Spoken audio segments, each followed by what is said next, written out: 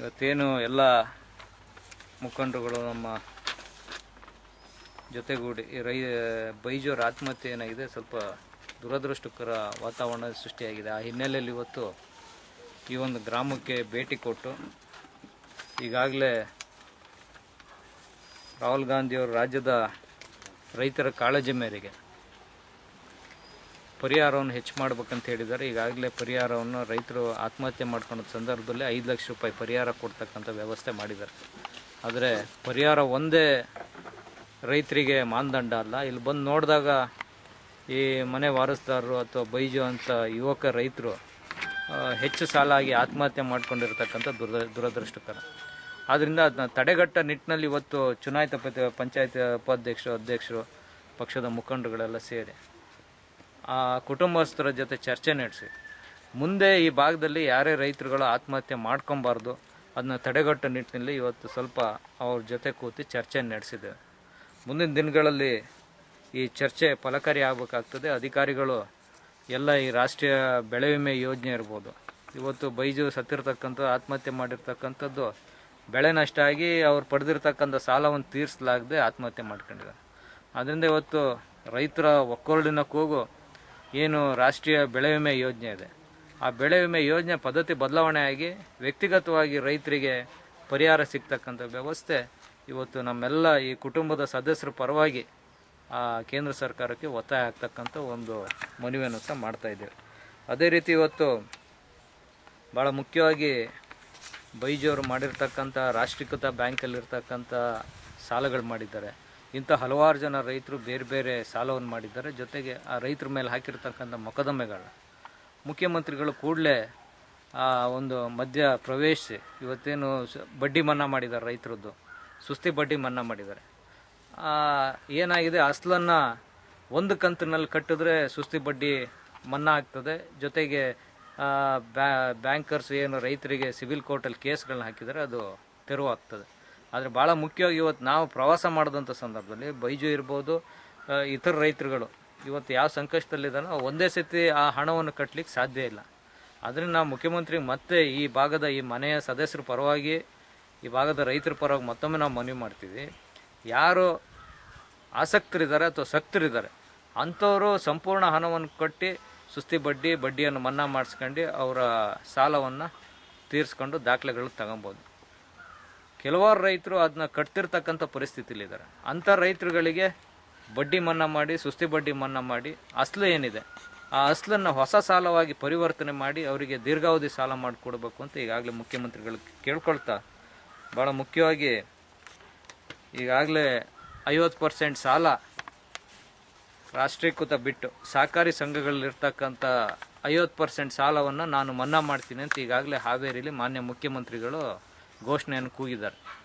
ಆದ್ದರಿಂದ ಅವರ ಘೋಷಣೆಯಲ್ಲಿ ಮುಂದುವರೆದ ಭಾಗವಾಗಿ ರಾಷ್ಟ್ರೀಕೃತ ಬ್ಯಾಂಕಲ್ಲಿರ್ತಕ್ಕಂಥ ಉಳಿದ 50% ಸಾಲವನ್ನು ಕೇಂದ್ರ ಸರ್ಕಾರ ಮನ್ನಾ ಮಾಡಲಿ, ಸಹಕಾರಿ ಸಂಘಗಳಿರ್ತಕ್ಕಂಥ 50% ರೈತರ ಸಾಲವನ್ನು ನಾನು ಮನ್ನಾ ಮಾಡ್ತೀನಿ ಅಂತ ಮಾನ್ಯ ಸಿದ್ದರಾಮಯ್ಯ ಅವರು ಹೇಳಿಕೆಯನ್ನು ಕೊಟ್ಟಿದ್ದಾರೆ. ಆದ್ದರಿಂದ ಅದಕ್ಕೆ ನಾವು ಬದ್ಧವಾಗಿರ್ತೀವಿ. ಕಾಂಗ್ರೆಸ್ ಪಕ್ಷದ ವತಿಯಿಂದ ಈ ರೈತರದ ಸಹಕಾರಿ ಬ್ಯಾಂಕಲ್ಲಿರ್ತಕ್ಕಂಥ 50% ಸಾಲವನ್ನು ಮನ್ನಾ ಮಾಡಿಸ್ತಕ್ಕಂಥ ಇದರಲ್ಲಿ ಮುಂಚೂಣಿಯಲ್ಲಿ ನಾವೆಲ್ಲ ರೈತರ ಪರವಾಗಿ ನಿಲ್ತೀವಿ. ನಾನು ಮನವಿ ಮಾಡ್ಕೊಳ್ಳೋದು ಈ ಭಾಗದ ಸಂಸದರು, ಈ ಭಾಗದ ಶಾಸಕರ ಕೈಲಿ ದಯಮಾಡಿ ಮಿಕ್ಕಿದ 50% ಸಾಲ ರಾಷ್ಟ್ರೀಕೃತ ಬ್ಯಾಂಕಲ್ಲಿ ಏನಿದೆ, ನೀವು ದಯಮಾಡಿ ಕೇಂದ್ರದ ಸರ್ಕಾರದ ಜೊತೆ ಹೊಂದಾಣಿಕೆ ಮಾತುಕತೆಗಳನ್ನು ಮಾಡಿ ಆ ರೈತರ ಮಿಕ್ಕಿದ 50% ಸಾಲವನ್ನು ನೀವು ಮನ್ನಾ ಮಾಡಿಸ್ಕೊಬೇಕು ಅಂತೇಳಿ ಮಾಧ್ಯಮದ ಸ್ನೇಹಿತರ ಮುಖಾಂತರ ಈ ಎಲ್ಲ ರೈತರ ಪರವಾಗಿ ನಾನು ಕೇಳ್ಕೊಳ್ತೀನಿ. ಅಡಿಕೆ ಬೆಳೆಗಾರರ ಸಾಲ ಮನ್ನಾ ಏನಿದೆ, ಈಗಾಗಲೇ ಅದು ಸುಪ್ರೀಂ ಕೋರ್ಟಲ್ಲಿ ನಾವು ಹೋರಾಟವನ್ನು ನಡೆಸ್ತಾ ಇದ್ದೀವಿ. ಸುಪ್ರೀಂ ಕೋರ್ಟಲ್ಲಿ ಅಡಿಕೆ ಬೆಳೆಗಾರರ ಸಾಲ ಏನು ಗೋರಖ್ ಸಿಂಗ್ ವರದಿ ಆಧಾರಿತ ಅಡಿಕೆ ಬೆಳೆಗಾರರ ಸಾಲವನ್ನು ಮನ್ನಾ ಮಾಡಬೇಕು ಅಂತ ಈ ಹಿಂದೆ ಕೇಂದ್ರದ ಗೋರಖ್ ಸಿಂಗ್ ಕಮಿಟಿ ಶಿಫಾರಸು ಮಾಡಿತ್ತು. ಆ ಶಿಫಾರಸನ್ನ ಇವತ್ತು ಸರ್ವೋಚ್ಚ ನ್ಯಾಯಾಲಯದ ಮುಂದೆ ಇದೆ. ಬಹುತೇಕ ಡಿಸೆಂಬರ್ 14ನೇ ತಾರೀಕಿಗೆ ಆ ತೀರ್ಪು ಹೊರಬೀಳ್ತಕ್ಕಂಥ ಲಕ್ಷಣ ಇದೆ. ಬಹುತೇಕ ಸರ್ವೋಚ್ಚ ನ್ಯಾಯಾಲಯದಲ್ಲಿ ಗೋರಖ್ ಸಿಂಗ್ ವರದಿ ಆಧಾರಿತ ಸಾಲ ಮನ್ನಾ ಅನುಷ್ಠಾನ ಆಗ್ತಕ್ಕಂಥ ಭರವಸೆ ಇದೆ. ಎರಡನೇದು, ಈಗಾಗಲೇ ಸಂಸದರಿರ್ಬೋದು,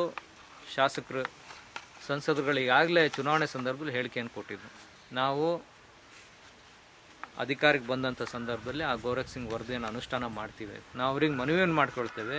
ಹಿಂದೆ ಕಾರಣಾಂತರಗಳಿಂದ ಆ ಸಾಲವನ್ನು ಮನ್ನಾ ಮಾಡ್ತಕ್ಕಂಥ ಅವಕಾಶ ಹಿಂದಿನ UPA ಸರ್ಕಾರಕ್ಕಾಗಲಿಲ್ಲ.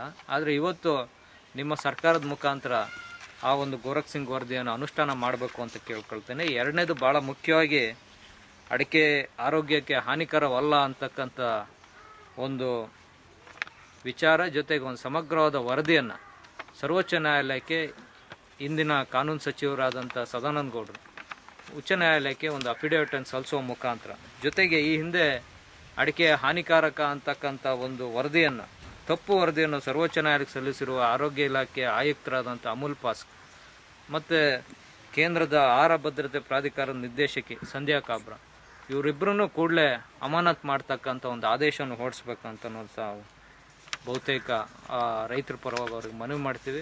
ಕೊನೆಯದಾಗಿ ಸಂಸದರಿಗೆ, ಶಾಸಕರಿಗೆ ನನ್ನ ರೈತರ ಪರವಾಗಿ ಅವ್ರಿಗೆ ಕಳಕಳಿಯಿಂದ ನಾನು ಮನವಿ ಮಾಡ್ಕೊಳ್ತೇನೆ. ರಾಜ್ಯ ಸರ್ಕಾರದ ರೈತರ 50% ಸಾಲವನ್ನು ನಾವು ಮನ್ನಾ ಮಾಡಿಸ್ತೇವೆ.